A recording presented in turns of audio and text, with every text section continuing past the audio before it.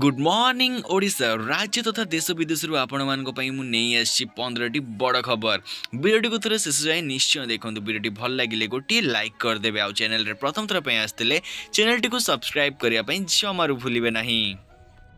चलतु नजर पकेबा आज प्रथम खबर उपरे बीजेडी सुप्रीमो नवीन पट्टनायक नुआपड़ा गस्त को नहीं श्रीमयी मिश्र समालोचना करिसंती।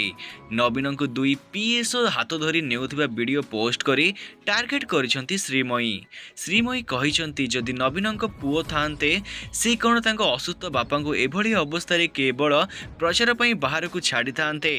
केवल राजनीति नुहे मानविकता प्रेम और सम्मान रे भी आमे गुरुजन प्रति ऋणी बोली श्रीमयी कहिसंती। आसंतु नजर पकेबा परवर्ती खबर उपरे परिवहन मंत्री नितिन गडकरी कले बड़ घोषणा ओडिशा समेत किछि राज्य रे चलिबो हाइड्रोजन गाड़ी। पायलट प्रोजेक्ट रे ओडिशा समेत किछि राज्य रे चलिबो हाइड्रोजन आमे प्रस्तुत करिछु। यह होउछि हमर भविष्यत। देशर चासी केवल अन्नदाता नुहंती इंधनदाता मध्य। एबे चासी इथानल प्रस्तुत करूछि नड़ बाउंसरु इंधन प्रस्तुत हेउछि। याको ओडिशा सरकार प्रोत्साहन करिबा उचित बोली गडकरी कहिसंती। परवर्ती खबर श्रीमंदिर सुरक्षा व्यवस्था रे पुणी देखागला त्रुटि। पुणी हिडन कैमेरा नहीं श्रीमंदिर प्रवेश कले भक्त। चषमारे हिडन कैमेरा लगाई भीतर को प्रवेश करथिबा जने भक्त श्रीमंदिर जगमोहन रु धरा पड़िछंती। तांको नाम भरत पांड्या एवं घर अहमदाबाद। से किछि प्रोटोकॉल रे मंदिर भितर प्रवेश करथिबा सूचना मिलिछि। या सह श्रीमंदिर गर्भगृह को सेवायत बेसरे पशिगले श्रद्धालु जळक हेले जाजपुर रो भक्त शंकर। तेबे गोपाल बल्लभ नीति पर प्रवेश करथिबा सूचना मिलिछि। पूर्वर बारंबार हिडन कैमेरा युक्त चषमा जबत करा जाइथिला किंतु कड़ाकड़ी आईन नथिबारु सेमानक विरुद्ध रे कार्यानुष्ठान होई पारि नाही। बारंबार एही भली घटना देखिबाकू मिलिछि पुरी श्रीमंदिर रे। परवर्ती खबर आसुछि डबल लघुचाप। गोटिए लो प्रेशर 14 तारिख रे अन्यटी 19 तारिख रे हेबा संभावना रहिछि। ए नै पूर्वानुमान करिछि पाणीपाग विभाग।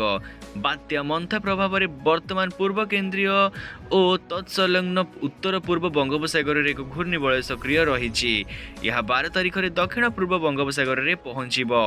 सेपटे टाइफून कालामायगिर जहाँ फिलिपीन्स प्रभावित करिवो तार अवशिष्टांश बंगोपसागर रे अंडमान सागर अंचल को अग्रसर हेबो। 14 तारिख रे दक्षिण पश्चिम बंगोपसागर रे एक लघुचाप क्षेत्र सृष्टि हेबा संभावना रही। तेबे लघुचाप प्रभाव रे राज्य रे वर्षा हेबो कि नाही ताहा जणा पड़ी नाही।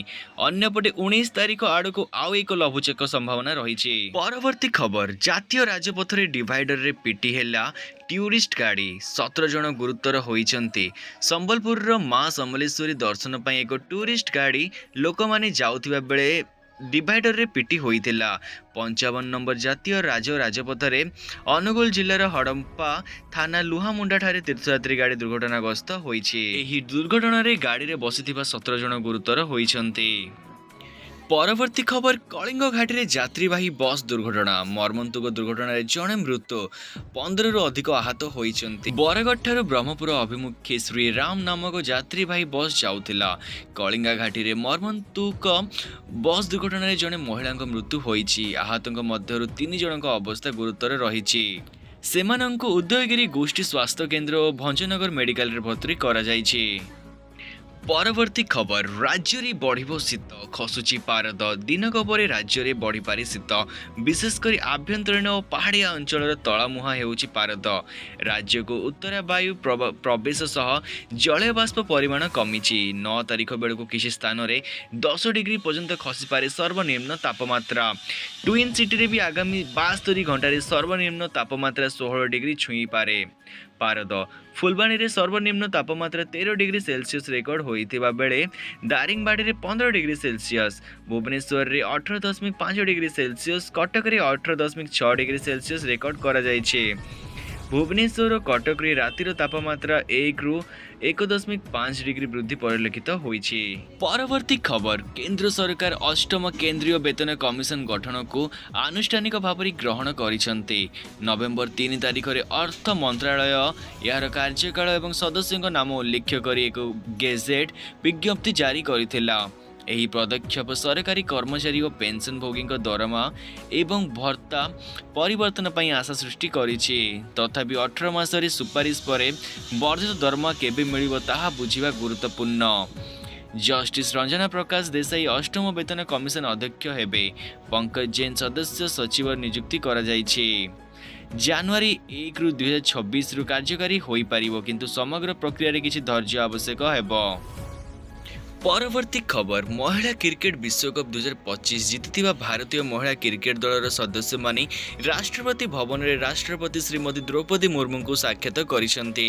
राष्ट्रपति भारतीय महिला क्रिकेट दलर प्रत्येक सदस्य को अभिनंदन जणाई कहिसंती जे से माने क्रिकेट विश्वकप जीति इतिहास सृष्टि करिसंती। परवर्ती खबर प्रधानमंत्री नरेंद्र मोदी आसंता काली वाराणसी गस्तरे 4टी नूतन वंदे भारत एक्सप्रेस ट्रेन रो शुभारंभ करिवे।